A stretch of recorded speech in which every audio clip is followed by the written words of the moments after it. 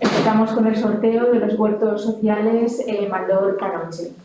Vamos a realizar primero el sorteo de las parcelas, son un total de 8 parcelas y en la lista definitiva de aspirantes, en el grupo 1, hay 9 solicitudes.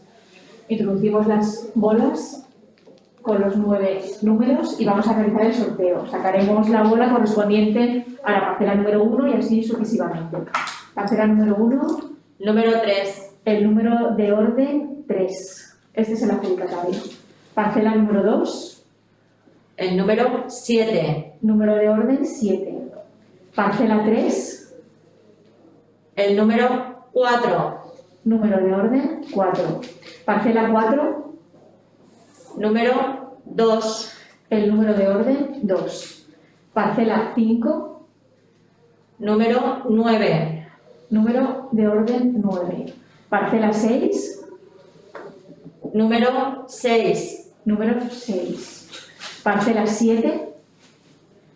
Número 1. 1. Y parcela 8. Número 8. 8. El último se quedará en la lista de espera A. El número 5. El 5. Vale. Ahora haremos el sorteo para formar la lista de espera B entre todos los admitidos que estaban en el grupo 2. Se extraerá las bolas añadiendo hasta el 15, que son el número de solicitudes. Según el orden de extracción se formará la lista de espera del grupo B. Número 8. El 1 sería el 8. Número 14. El 2, 14. Número 12. El 3, el 12. Número 6. El 4, el 6. Número 15. El 6, el 15. Número 5. No, perdón, el 5, el 15. El 6, el 5.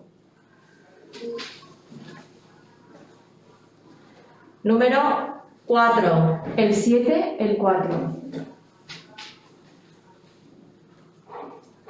Número 7. El 8, el 7. Número 11. El 9, el 11. Número 13. El 10, el número 13. Número 10. El 11, el número 10. Número 9. El 12, número 9. Número 3. El 13, el 3. Número 2. 14, el número 2. Número 1. El 15, el número 1. Esto sería la relación de la lista de espera B. Y se formaría la lista de espera C con el único solicitante incluido en este grupo en el edicto. Y con esto finaliza el sorteo.